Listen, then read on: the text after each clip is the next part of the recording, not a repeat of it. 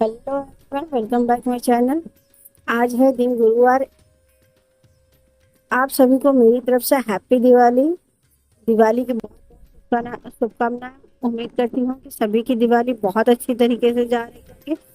और आज जैसे कि गुरुवार है, गुरुवार के दिन जो है मेरा फास्ट होता है। तो मैं यहाँ पे बृहस्पति भगवान की पूजा कर रही हूँ, पूजा की तैयारी कर रही हूँ।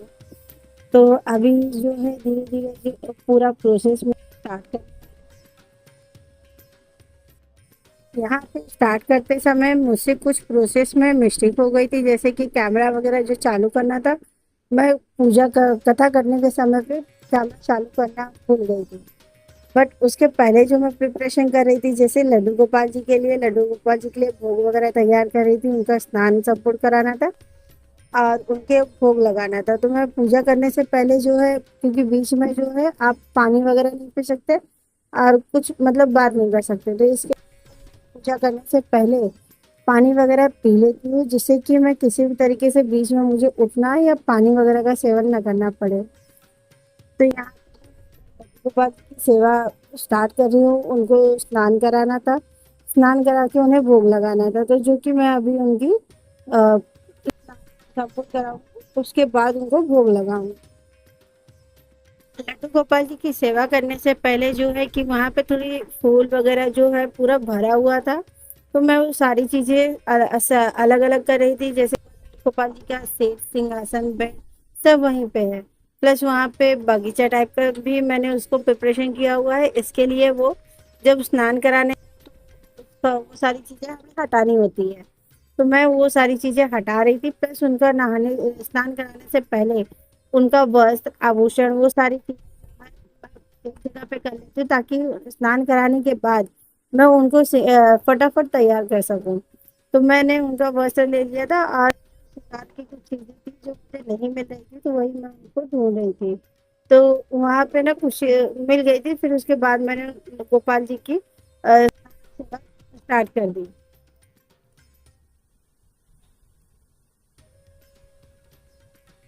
अब जो है लड्डू गोपाल जी को हम यहाँ पे द्वारका गए हुए थे, द्वारका से गोपी चंदन लाया था, जो कि कान्हा जी को देखा जाए तो बहुत प्रिय है। और मार्केट में जो चंदन हमारे मिलते हैं वो सेटिस्फाई नहीं रहेगी, मगर आप बोलते हैं ना मजबूरी में कुछ भी चल जाती है। तो जब से हमने गोपी चंदन लाया है, वही हम अपने लड्डू गोपाल जी को यूज कर, जिससे कि वो कई तरीके से मतलब आप अगर सेवा भाव की नजर से देखो तो वो प्रसन्न भी हमें दिखाई देते हैं कि वो उससे स्नान करके बहुत खुश हो। और उनकी स्किन उनका जो है वो उनमें बहुत अच्छी चमक भी हमें दिखाई देती है। और इससे जो है ये गोपी चंदन एकदम शुद्ध है, जो कि द्वारका में आपको भी पता होगा, द्वारका में गोपी चंदन कृष्ण भगवान जहाँ पे गोपियों के साथ रासलीला किए थे, वहां से ये चंदन वहां की मिट्टी से बनती है। तो ये पूरी तरीके से प्योर है। हम भी इसको यूज करते हैं ना, तो बहुत ठंडा लगता है। और इस समय बारिश, मुंबई में तो बारिश नहीं है, तो बारिश गर्म तो होता ही है। तो गोपी चंदन से ना बहुत अच्छी फ्रेग्रेंस भी आती है, प्लस उससे ना बहुत अच्छा मतलब बहुत ठंडक महसूस होती है। तो इस समय मतलब ठंडी का सीजन नहीं है, तो हम गोपी चंदन जो है हम बहुत अच्छी तरीके से यूज करते हैं, जिससे कि हमें एक्स्ट्रा बोलते हैं ना गोपाल जी को नहलाने के लिए लोग पूछते हैं क्या क्या हम यूज करें, दही लगाए, ये लगाए, वो लगाए, ऐसा कुछ भी नहीं करने की जरूरत है। तो ये गोपी चंदन बहुत अच्छी तरीके से लेके गोपी चंदन हमें यूज करें ना लड्डू गोपाल जी को, बहुत अच्छी चमक आती है उनके अंदर और वो भी बहुत प्रसन्न होते हैं। आप प्लस बोलते इत्र, हम इत्र यूज करते हैं।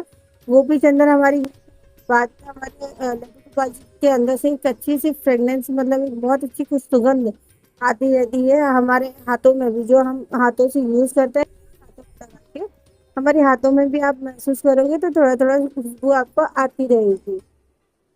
ये है गोपी चंदन का महत्व।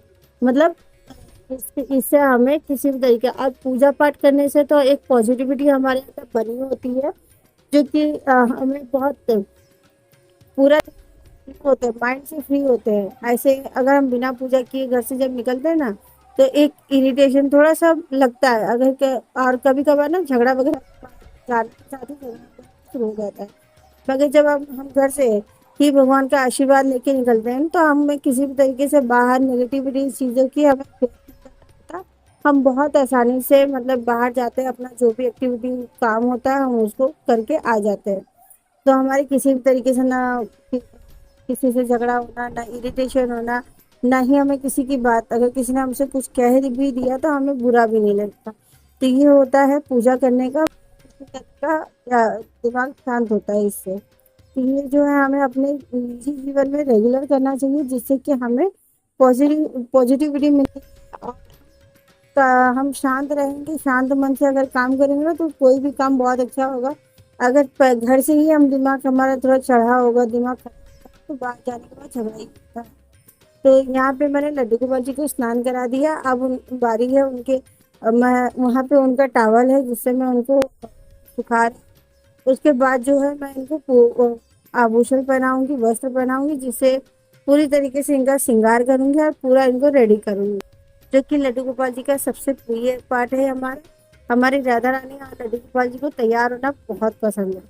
तो यहाँ पे मैं इनको वस्त्र और एक और इनके पूरे जो श्रृंगार पटार की चीज है उनसे मैं उन सारी चीजों से मैं अपने लड्डू गोपाल जी को तैयार करूंगी। अब मैं ज्यादा चीजें डालना, लड्डू गोपाल जी को करना मेरे हाथ में मतलब जितना रहता है कपड़े से मैचिंग थोड़ी हल्की फुल्की चीजें मैं पहनाती हूँ, ज्यादा मैं लोड नहीं। हाँ, कोई फंक्शन है, शादी फंक्शन, कहीं जा रहे हैं तो हम एक पे दो हार तीन हार जो है उससे रिलेटेड या फिर हैवी वाला हार वो सारी बनाती हूँ, मगर मैं घर के अंदर नहीं बनाती। इवन कभी कभी तो मैं पूरी तरीके से लाइट रखती हूँ, नाइट ड्रेस पहना के रखती हूँ। और कभी भी मतलब उनको ज्वेलरी वगैरह पूरी तरीके से पहनाती हूँ। जो कि गुरुवार है, गुरुवार का त्योहार है। तो त्योहार के दिन जो है लड्डू गोपाल जी को वैसे भी तैयार होना बहुत पसंद है, तो मैं तैयार कर देती हूँ। और नॉर्मली मेरे हाथ में रहता है, जिस दिन मैं पूरा सेवा सेवा मेरे हाथ में होती है उस दिन मैं उनको समय के अनुसार मैं उनको तैयार करती रहती हूँ। जैसे मॉर्निंग में पूजा करने के टाइम पे उनको नहला धुला के कपड़ा वस्त्र जो श्रृंगार पटार की चीजें वो पहना देती हूँ। फिर उसके बाद जो है उनको आफ्टरनून आते आते मतलब दोपहर होते होते मैं उनको नाइट ड्रेस के मतलब हल्का जो कपड़ा रहता है उसमें मैं उनको पहना देती हूँ। उसके बाद इवनिंग तक नाइट तक वही रहता है, मैं उनको किसी भी तरीके से मत भारी चीज उनके शरीर पे नहीं डालती हूँ। हाँ, कोई दूसरा एकदम हल्का कपड़ा है तो हल्का कपड़ा पहना देती हूँ, कान का पहना देती हूँ। और हल्का अगर कोई हार है तो वो मैं पहना देती हूँ, हैवी वाला कुछ भी मैं उनके गले में या कानों में नहीं देती हूँ। हाँ, उस मुकुट वगैरह पहना देती हूँ। मुकुट जी हमारे ठाकुर साहब के लिए बहुत अच्छा होता है।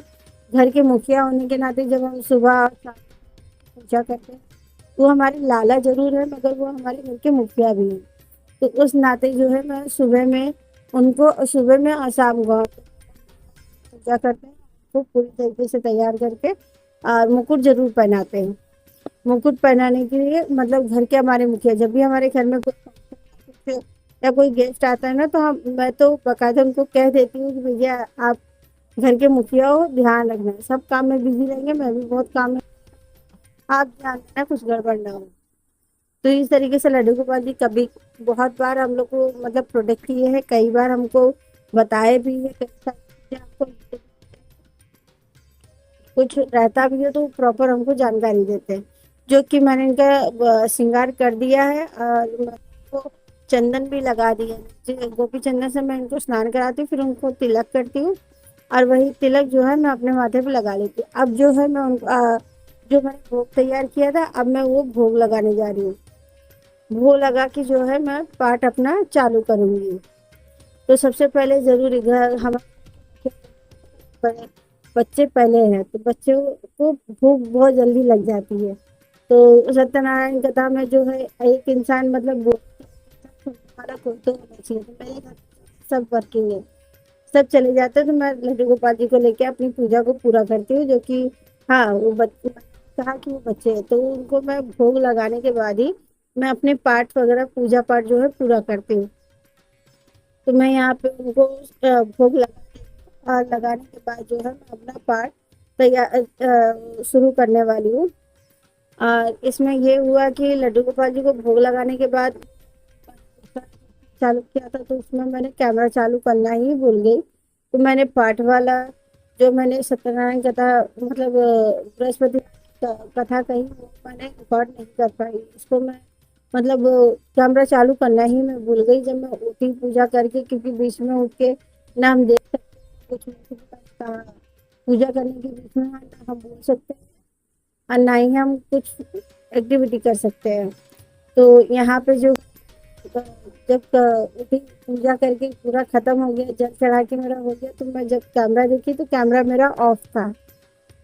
तो अभी हाफ ही हाफ मैं डन कर रही हूँ। नेक्स्ट टाइम ऐसा लगेगा तो मैं आप लोग बोलोगे तो मैं आगे का भी जो कथा जो लोग गुरुवार का उपवास करते हैं कथा करते होंगे तो उनको पता है कि कथा में क्या बोला जाता है।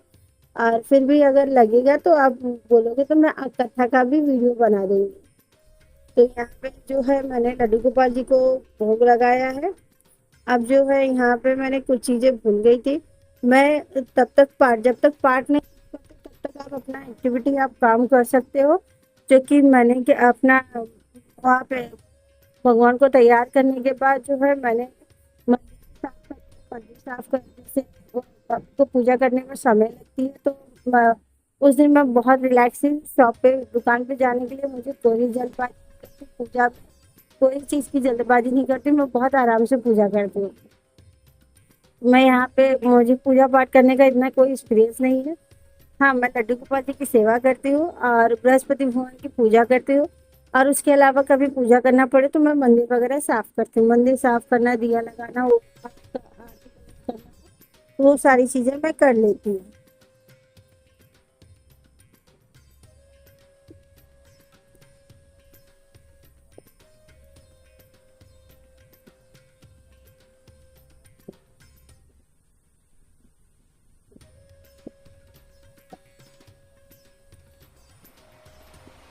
मैंने यहाँ पे अपना सब तैयार कर लिया और ये मेरा फाइनल, मैंने अपना पूजा नवग्रह जो बनाने होते हैं सत्यनारायण कथा में वो सारी चीज़ें मैंने बना ली है। लड्डू गोपाल जी हमारे तैयार है, वो लगा वो खा चुके हैं। अब हमारी बारी है हम आगे कंटिन्यू करने के लिए। तो जब तक मैंने कहा था कि जब तक कथा नहीं शुरू करते तब तक हम कुछ नहीं कर सकते। तो अभी जो है जैसे कि मैंने कहा कि मैं वीडियो चालू करना भूल गई थी तो मैंने वीडियो नहीं चालू किया। अब जो है मेरा पूजा फाइनल हो चुका है, तो मैंने पूजा करने के बाद जो है पानी पिया और चाय मैंने की गर्म करके बैठ के चाय मैंने पी के अपना जो है पूजा मतलब कंटिन्यू किया। यहाँ पे जो है मेरा पूजा पूरा हो चुका था, बीच का पार्ट जो है मिसिंग हो चुका है। तो कोई नहीं, आधा आपने लड्डू गोपाल जी की सेवा तो आपने देखी, मैंने जितना सब कुछ किया उतना सब पूरा कैमरे में कैप्चर हुआ। और आप सभी को मेरी तरफ से हैप्पी दिवाली। और ये यहाँ पर पूजा कर हैप्पी दिवाली।